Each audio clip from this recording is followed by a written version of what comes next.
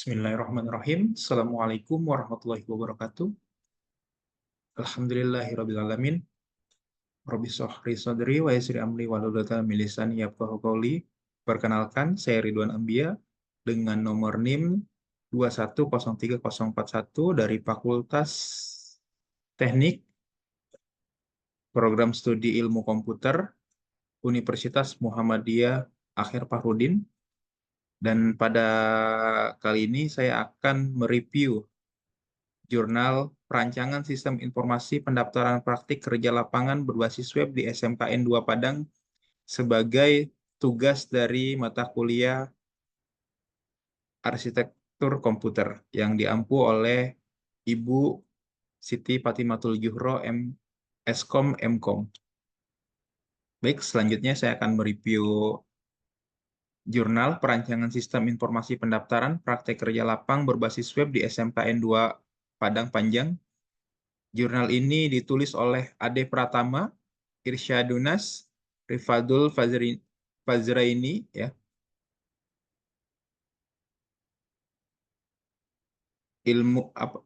Studi atau program studi Pendidikan Informatika, Fakultas Matematika Ilmu Pengetahuan Alam, Universitas PGRI Sumatera Barat.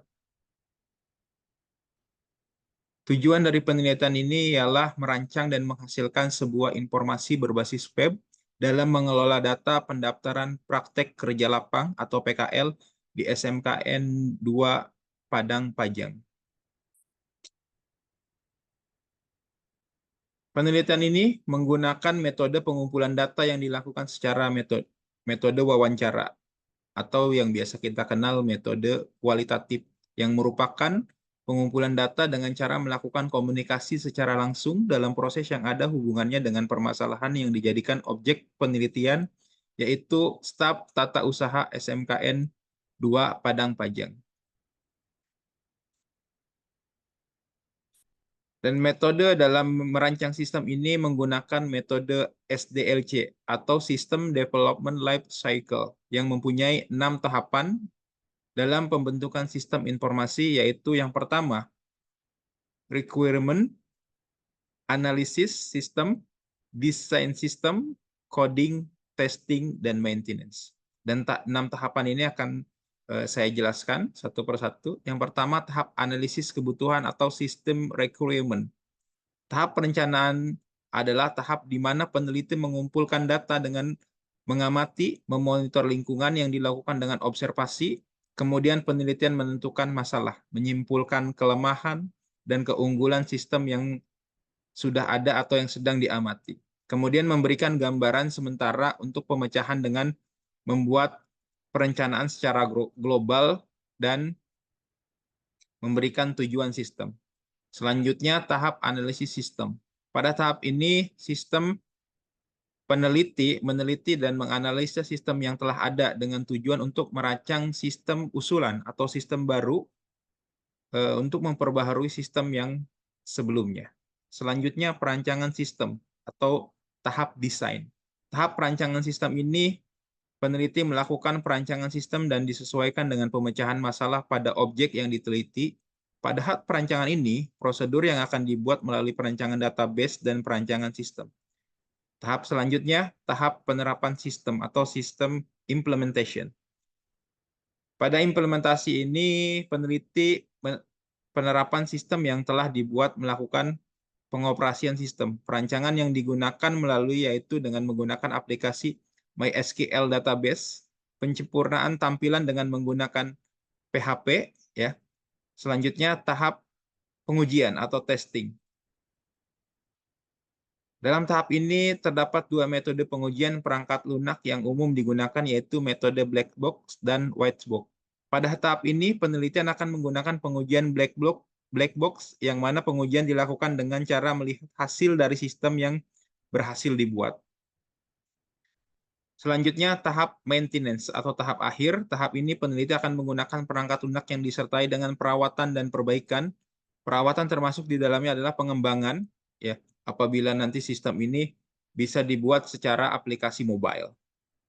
Karena dalam prakteknya ketika perangkat lunak tersebut digunakan, terkadang masih terdapat kekurangan ataupun penambahan fitur-fitur yang dirasa perlu untuk dikembangkan. Ya. Selanjutnya hasil perancangan sistem. Yang pertama yaitu use case diagram. Nah, di sini dijelaskan nanti use case itu mendeskripsikan semua interaksi antara satu atau lebih aktor dengan sistem informasi yang dibuat.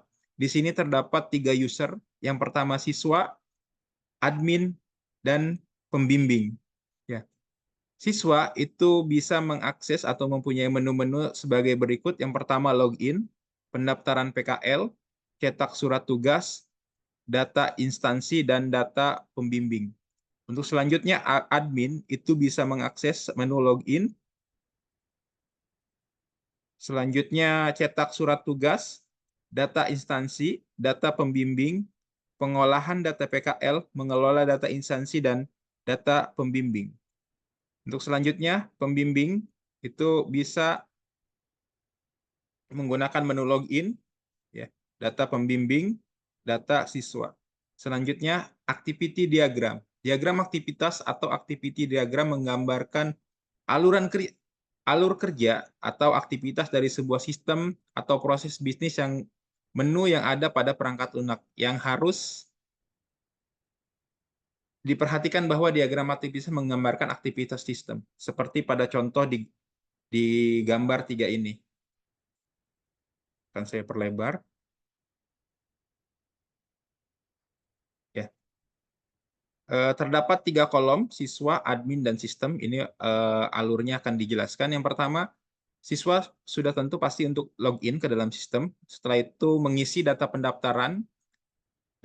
Setelah mengisi data pendaftaran, data akan diolah oleh admin, lalu dilanjutkan oleh sistem, ya, sistem mengolah data PKL, lalu data itu terverifikasi oleh admin, ya, menampilkan halaman instansi, menampilkan laporan pendaftaran, lalu dicetak surat tugas PKL, lalu diberikan ke siswa agar bisa dilanjutkan untuk keperluan selanjutnya. Sequence diagram. Sequence diagram adalah grafik 2 dimensi, objek ditunjukkan dalam dimensi horizontal, sedangkan live line ditunjukkan dalam dimensi vertikal, seperti yang ada di gambar 4 ini. Siswa melakukan melakukan login ke menu utama. Ke menu utama, siswa melakukan input data di pendaftaran. Setelah pendaftaran, siswa melakukan cek data, ya, di menu data PKL. Setelah dicek datanya dan dianggap lengkap, maka akan dilakukan cetak, ya, akan dilakukan cetak untuk keperluan cetak data PKL. Class diagram. Class diagram yaitu salah satu jenis diagram pada UML yang digunakan untuk menampilkan kelas-kelas maupun paket-paket yang ada pada suatu sistem yang nantinya akan digunakan. Ya, seperti ini ada kolom-kolom, ada kolom atau tabel, instansi, siswa, admin, pendaftaran, login, atau pembimbing. Selanjutnya, implementasi sistem. Ya, sistem diimplementasi untuk penerapan yang akan dilakukan dan disetujui termasuk program yang telah dibuat agar siap untuk dioperasikan. Ya, ini salah satu user interface-nya dari menu halaman utama, menampilkan logo SMK Negeri 2 Padang Panjang. Selanjutnya ini menu login, ya, kita tinggal memasukkan password dan username, ya. Nanti di situ juga ada levelnya. Tadi ada 3 user, admin, pembimbing, dan siswa.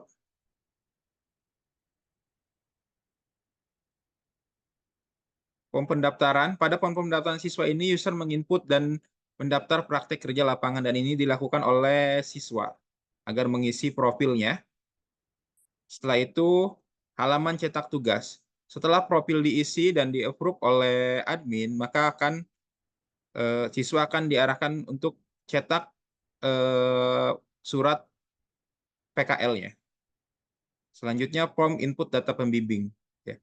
Jadi akun pembimbing itu menginput data profilnya, ya, agar bisa tersimpan di sistem. Selanjutnya form X pembimbing. form ini menentukan siapa pembimbing dari siswa yang akan dilaksanakan praktek kerja lapang. Ya, jadi form ini akan menentukan siapa pembimbing untuk masing-masing siswa yang akan melakukan praktek kerja lapang. Nah, setiap pada umumnya setiap web yang berbentuk yang berbentuk data pasti ada report data atau laporan. Ya. Ini menu laporan untuk sistem pengajuan data informasi pendaftaran PKL. Ya.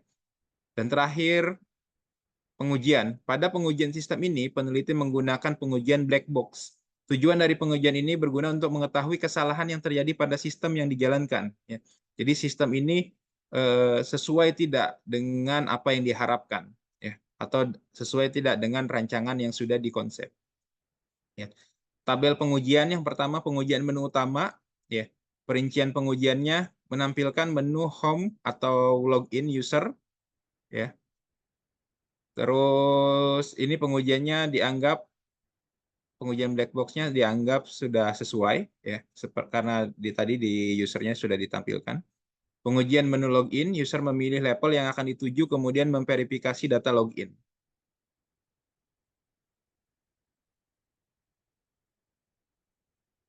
Dengan cara memasukkan username ya, dan user password, lalu menuju ke menu yang dituju.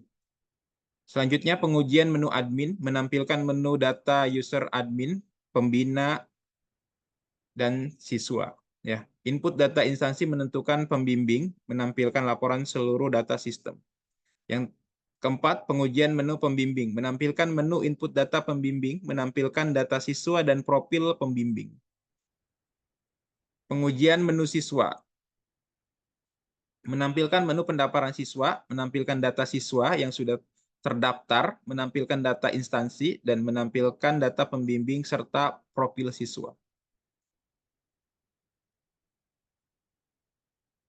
Pembahasan. Pada sistem informasi pendaftaran praktek kerja lapangan ini yang berbasis web telah melakukan proses pengujian software dan menggunakan metode black box dan telah melakukan pengujian secara langsung di SMK 2 Padang Panjang dengan hasil pengujian sesuai dengan apa yang telah dirancang dan bekerja sesuai dengan yang diharapkan. Sistem informasi ini menggunakan bahasa pemrograman PHP dan HTML karena menggunakan sistem berbasis web ya. Jadi PHP dan HTML ini memang sangat fundamental sekali untuk sistem yang berbasis web. Ya.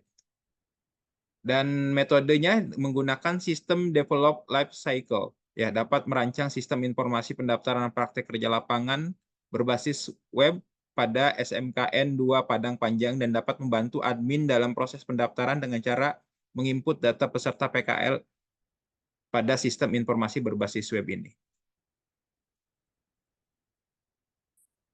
Kesimpulannya ialah sistem informasi pendaftaran praktek kerja lapangan yang ada saat ini sudah digunakan untuk melakukan pendaftaran dan memberikan informasi seputar pendaftaran praktek kerja lapang. Ya. Terus yang kedua, data dan informasi tentang pendaftaran praktek kerja lapang sudah disimpan dengan menggunakan database sehingga data yang sudah disimpan tidak hilang dan tersusun secara struktur. Ya. Untuk informasi pendaftaran praktek kerja lapang mudah diakses dengan mengunjungi website praktek kerja lapang, maka user dapat melihat informasi tentang praktek kerja lapangan pada PKL, pada informasi PKL. Ya. Jadi itu sistem yang dibuat berjalan sebagaimana mestinya dan bisa digunakan oleh SMKN 2 Padang Panjang. Ya. Mungkin itu saja review dari saya. Kurang lebihnya mohon maaf dan saya ucapkan terima kasih. Saya tutup dengan wassalamualaikum warahmatullahi wabarakatuh.